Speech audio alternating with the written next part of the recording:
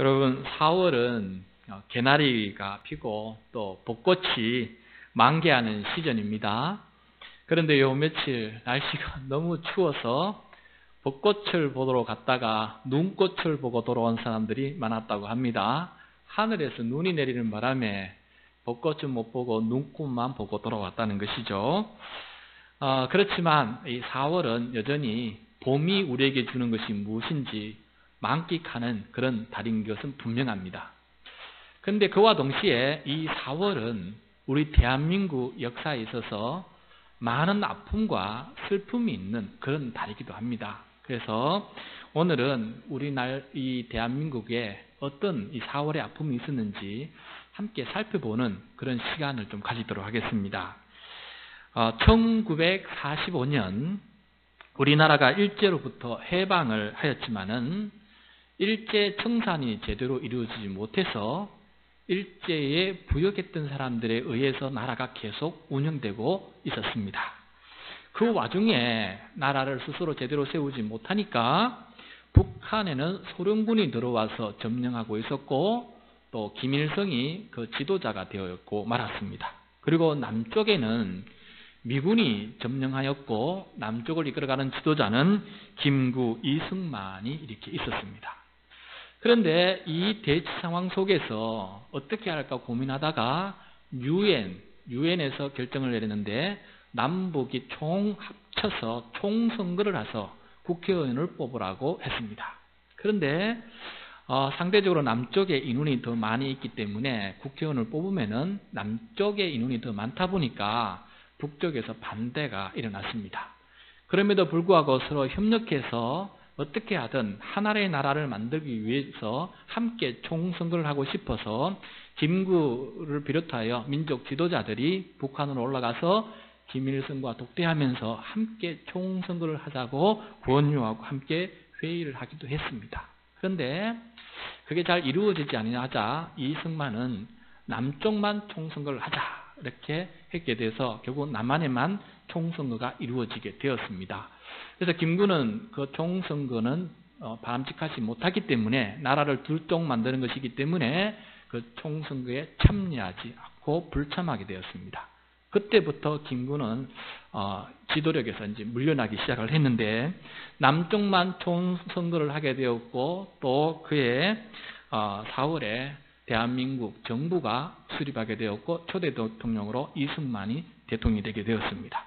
그 바로 한 달 뒤에 또 5월에는 북한도 북한 정권을 수립하게 되었고 김일성이가 수령이 되게 된 것이죠. 남한 단독 총선거를 가장 거부했고 한나라가 되었으면 좋겠다고 그렇게 염원을 가졌던 우리 백성이 누구였냐면은 제주도에 살고 있는 사람들이었습니다.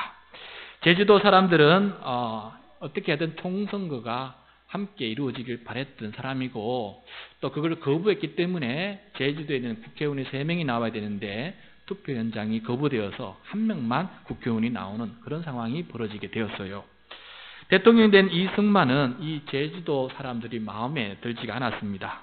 또 게다가 남조선 노동당, 남노당의 그 대원들 한 300여 명이 이 제주도에 가서 또 한가는 일을 주도하게 되어버렸습니다. 그래서 그 남노당 300여 명을 색출을 해야 되는데 그들만 색출하면 되는데 이 진행 과정 속에서 제주도 모든 백성들을 빨갱이로 치부해버려서 무자비한 학살이 진행이 되었어요. 그래서 300명만 잡으면 되는데 그때 당시 6년 동안 학살이 진행되었는데 10만 명 중에 적어도 1만 명 그러니까 10만 명 중에 1만 명이 선량한 제주도 양민들이 학살을 당하게 됩니다.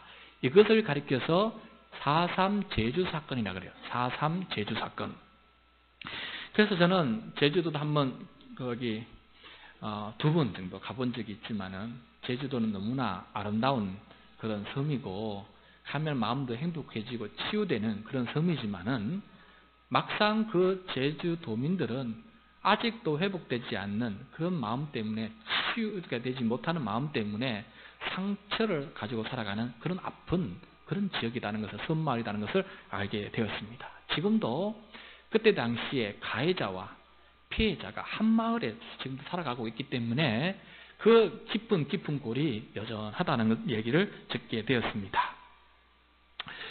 그렇게 해서 결국은 이번에 60년이 지났는데 4.3 사건에 대한 진상규명과 명예회복이 진행되고 있다고 합니다. 그래서 그 남로당 300여 명이 누구였는지도 반드시 색출되어야 되겠지만은, 그러나 그 이후로 죄 없는 양민들을 학살한 사람이 누구고 누구가 죽게 되었는지도 분명히 밝혀야 된다라는 것입니다.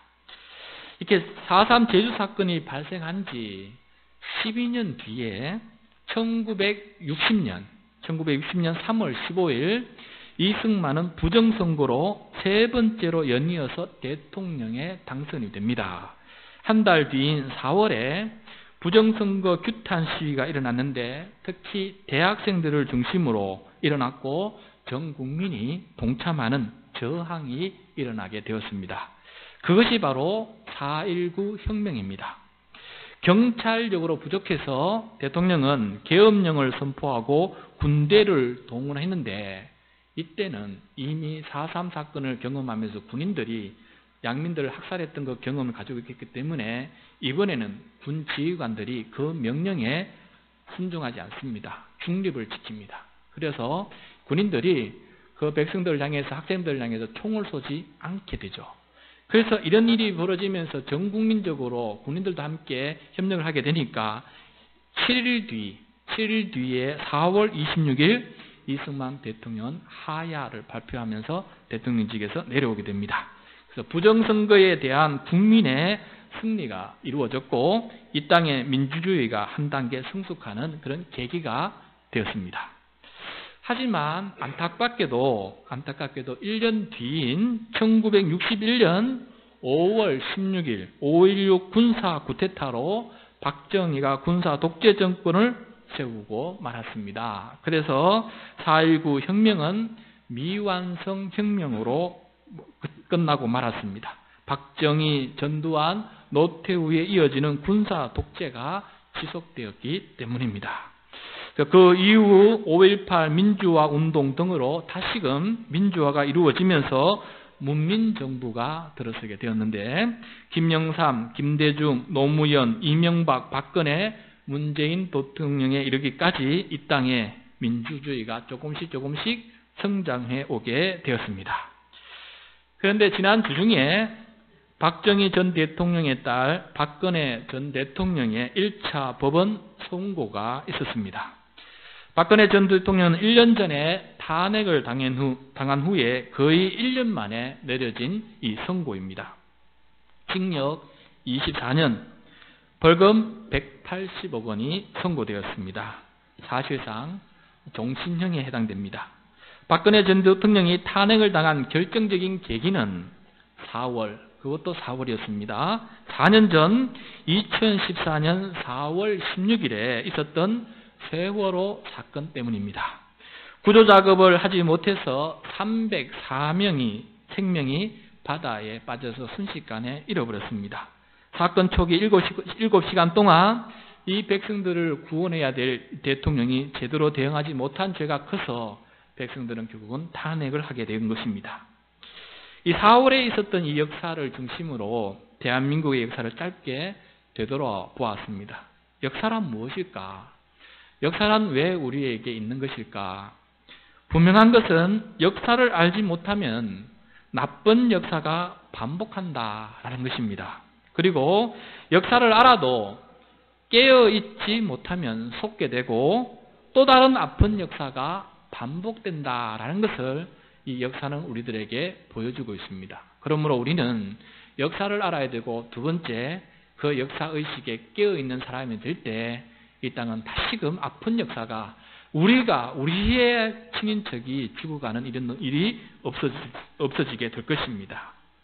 자, 그렇다면은 하나님께서는 이 역사 속에서 무엇을 하고 계실까? 하나님은 그 피비린 나는 역사 속에서 과연 무엇을 하고 계실까? 궁금증이 생기지 않을 수가 없습니다. 오늘 본문 말씀을 통해서, 역사를 통해서 하나님께서 하시는 일이 무엇인지 함께 살펴보는 시간을 가지겠습니다.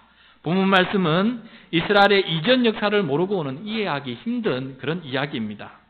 우리가 한 사람을 이해하려면은 최소한 한 3시간 정도 그 사람의 이전 이야기를 들어봐야 저분이 저렇게 살아가는 것을 오해하지 않게 되는 것처럼 지금 이 이야기는 갑자기 들으면 이 이야기가 무슨 이야기인지를 우리가 알 수가 없습니다. 그래서 조금 이전의 역사를 잠깐 설명해 드리도록 하겠습니다.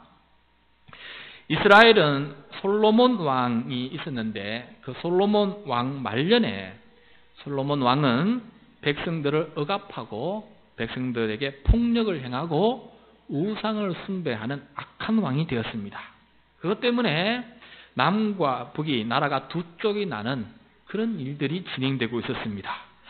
분열을 막기 위해서 서로 간의 협상도 일어나고 타협도 이루어지려고 진행되었지만은 이 솔로몬 왕의 고집 때문에 결국은 그 협상 이후에 더 백성들을 억압하고 더 채찍으로 백성들을 억압하고 세금을 걷어들였습니다. 그래서 결국은 북쪽에 살아가는 사람들이 합심해서 북이스라엘이라고 하는 북왕국을 만들었어요. 그리고 북왕국을 만들고 북왕국의 초대왕을 선출하게 되어서 남과 북이 갈라지게 되는 아픈 역사가 나타나게 되었습니다. 그 아픈 역사가 있은 이후에 남과 북은 우리처럼 다시금 하나가 되지 못하고 계속해서 살아가다가 둘 다 멸망하게 되었습니다. 어떻게 멸망하게 되었느냐? 먼저 북이스라엘은 남유다보다 먼저 멸망하게 되었는데 아수르라고 하는 북쪽의 큰 제국에 의해서 멸망을 당했어요. 왜 멸망을 당했느냐? 북이스라엘은 우상을 숭배하는 나라가 되었고 또 하나님의 나라의 백성들에게 이웃들에게 정의를 행하지 아니하고 핍박하고 억압함으로 말미암아 하나님의 진노가 임하게 되었습니다. 그래서 하나님께서는 아수르라는 제국을 사용해서 북이스라엘을 멸망시켜 버렸습니다. 이 아수르는 어떻게 또 그 북이스라엘을 피폐하게 만들었냐면은 그 북이스라엘 사람들을 아수르로 데리고 가버렸어요. 그리고 아수르에 있는 백성들과 또 다른 지역에 점령한 이방 민족들을 강제로 이 북이스라엘 수도인 사마리아로 강제 이주시켜 버렸습니다. 그래서 그 혈통을 굉장히 중요하는 이 유대인들이 이방인들과 같이 결혼하게 되었고 이방인들이 오면서 각자 자기의 나라에 있던 우상들을 다 가지고 와서 우상을 숭배하는 사마리아는 그야말로 우상의 백화점이 되어버렸습니다. 그런 상황을 지켜보면서 남유다 이스라엘 백성들은 예루살렘 사람들은 이제는 우리 이 사마리아와 상종을 할 수 없구나. 전 죄인의 나라가 되었고 우상 숭배하는 나라가 되었고 이방인들이 극실 들이는 그런 나라가 되어서 이제 상종을 못하겠다 하면서 대립적인 관계가 되어버렸습니다. 그런데 남유다만큼은 신실한 믿음을 지켜나가야 되는데 얼마 되지 않아서 남유다도 똑같은 짓을 하게 됩니다. 우상을 숭배하게 되고 또 이웃들에게 악행을 하게 되고 폭력을 가하게 되고 하나님의 정의를 이루지 못하는 그러한 삶을 살게 되니까 남왕국도 멸망을 시킵니다. 이번에는 아수르를 이어서 일어났던 바벨론 제국에 의해서 바벨론 제국이 또 쳐들어와서 남유다를 멸망시켜 버립니다. 그래서 거기에 있는 성전도 다 파괴시켜 버리고 그 성전 안에 있는 모든 기물, 금은, 그릇을 전부 다 훔쳐가 버리고 성전뿐만 아니라 성벽도 다 파괴해 버리고 그 땅에 있는 모든 왕과 왕족들, 백성의 지도자들, 레위인들 그리고 쓸만한 사람들은 전부 다 바벨론의 포로로 다 가져가 버렸습니다. 데리고 가 버렸습니다. 그 땅에는 그야말로 피폐한 상황 속에서 가난한 사람들만 몇몇 남아있는 그런 나라가 되고 말았습니다. 그렇게 해서 북쪽에 간 지 한 50년이 흘렀습니다. 그럼 50년이 꽤 긴 시간입니다. 50년이 흘렀는데 북쪽 그 바벨론에 갔던 이 남유다 사람들은 정신을 차리기 시작했습니다. 정신을. 우리가 어떻게 해서 멸망했을까? 다시금 이런 일이 번복하지 말아야 되겠다 해서 바벨론에서 정신을 깨닫고 정신을 차리고 회개하기 시작합니다. 그리고 다시금 여호와의 말씀, 율법을 붙잡고 그 율법대로 살아가려고 노력합니다. 그리고 이웃들에게 정의를 행하기 시작합니다. 그래서 그 바벨론 어마어마한 제국 안에서 유다 민족은 주변 민족들로부터 칭찬을 받기도 하고 때로는 시샘을 당하기까지 할 만큼도 하나님께서 그 민족을 조금씩 회복시켜 나가는 것입니다.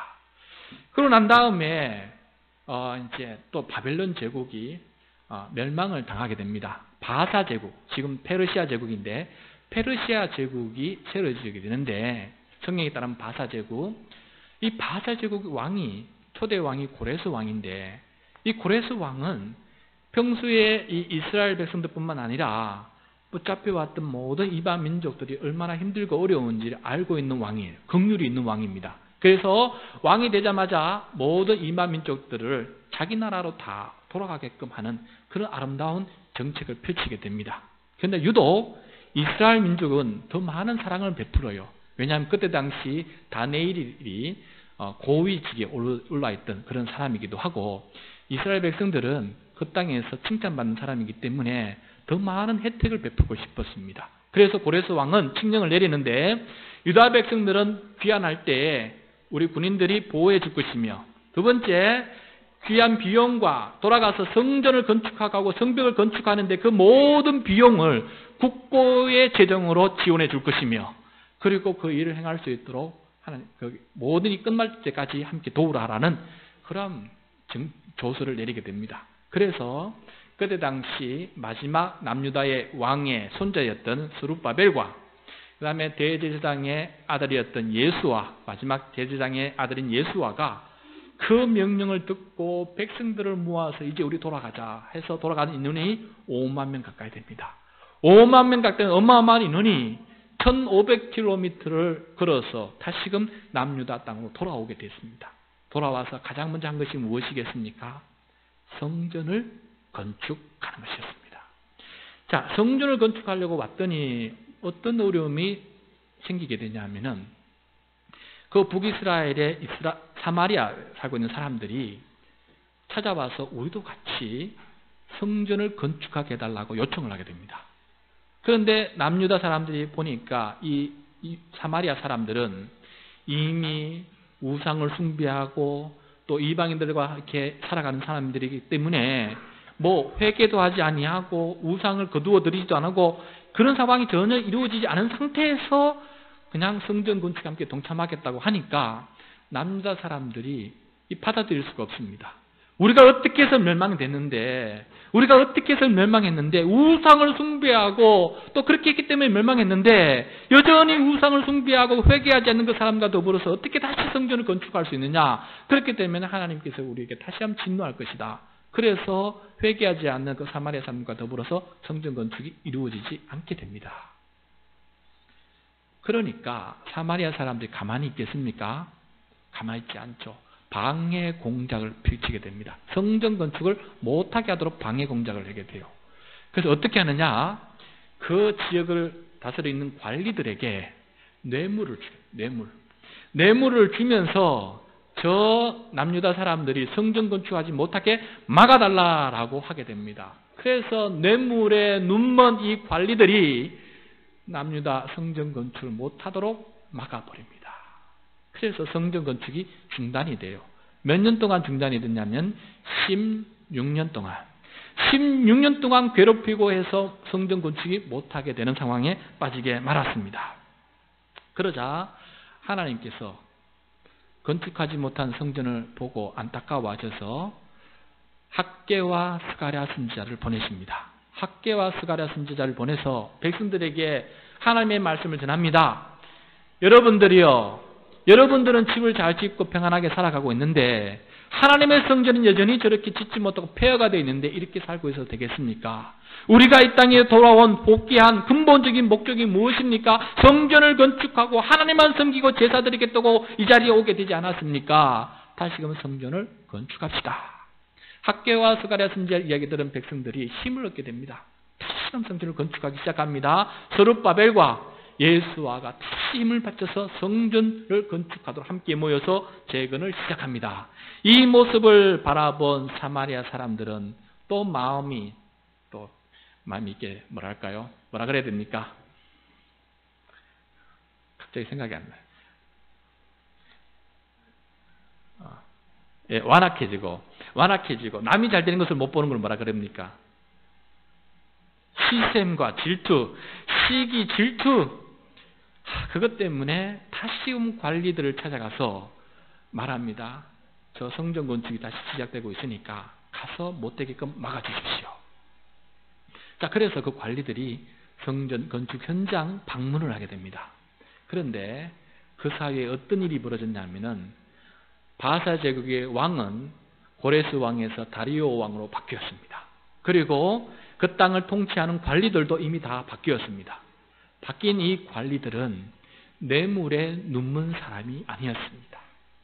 얼마나 감사한지 뇌물에 눈멀지 않은 관리들이 그때 그 자리에 서 있었습니다. 그래서 찾아가서 너희들이 왜 건축을 하냐 물으니까 유다 지도자들이 상세하게 보고합니다. 고레스 선왕께서 우리들에게 명령을 하셔서 이 땅에 내려와서 성전을 건축해갖고 건축 비용과 모든 비용을 왕실에서 제공해 주도록 했는데 사마리아 백성들이 뇌물을 통해서 우리를 못하게끔 막았고 지금 16년째 왕의 명령을 준행하지 못하고 이렇게 살아가고 있으니까 관리 여러분, 저 왕에게 가서 이 사실을 제대로 알리고 과거에 그렇게 내렸던 조서를 발견해서 다시금 우리가 성전을 건축할 수 있도록 도와주십시오. 그랬더니 이 관리들은 정직한 관리들이라서 그렇게 하겠다고 그 사실을 그대로 적어서 고레스 왕 아닌 다음 왕인 다리오 왕에게 가서 보고를 합니다.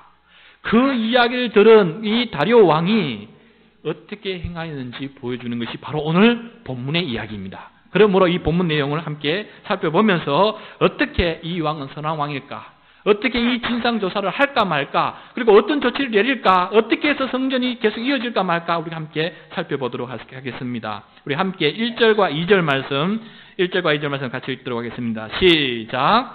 이에 다리오 왕이 조서를 내려 문서 창고 곧 바벨론에 보물을 쌓아둔 보물 정각에서 조사하게 하여 메대도 악메다 궁성에서 한 두루마리를 찾았으니 거기에 기록하였으되. 자, 다리오 왕이 보고를 받게 되자 왕실 문서 창고를 조사하게 됩니다. 그러니까 진상조사를 명령하게 됩니다.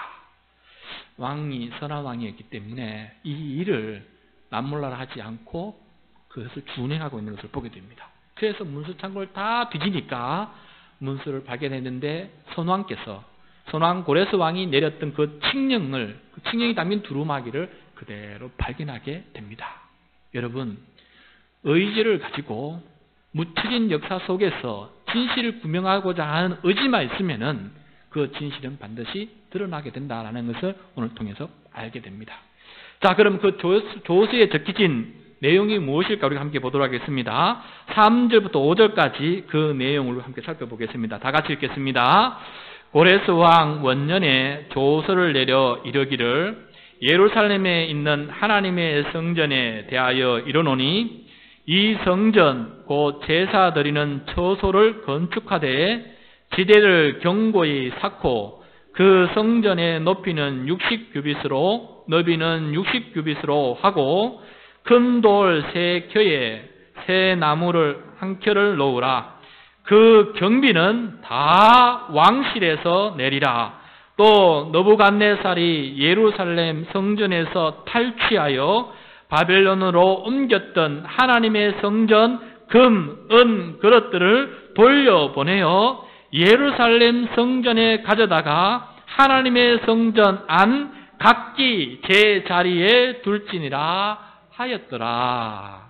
자, 여러분, 선왕이 내렸던 그 조서 내용을 보면서 후대왕 다리오 왕은 선왕께서 이렇게 한 것인지를 알고 역사를 통해서 진실을 깨닫게 됩니다.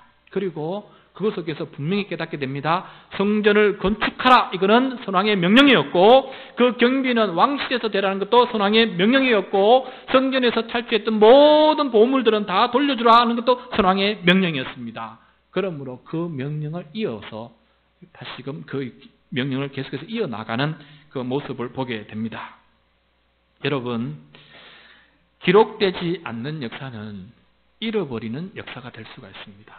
그러므로 우리는 역사를 기록하는 민족이 되어야 되고 그 역사를 바르게 기록하는 그런 민족이 되어야 된다라는 것을 오늘 깨닫게 됩니다. 역사를 왜곡하거나 왜곡된 역사를 배우게 된다면 그 백성은 불운한 백성이 될 것입니다.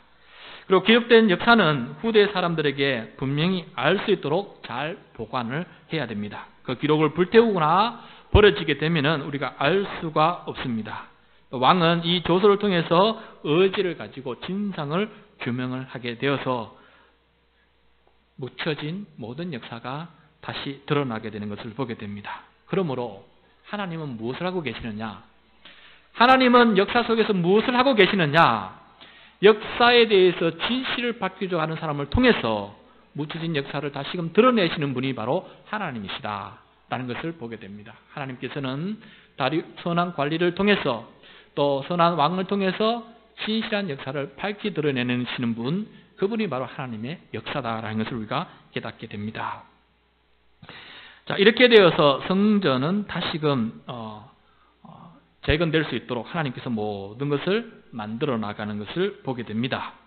요즘 제주 4.3 제주 사건 진상규명과 또 4.16 세월호 사건 진상규명이 진행이 되고 있는데, 이 진상규명이 힘든 이유는 기록되고 보관된 역사를 지금 제대로 찾지 못하고 있기 때문입니다.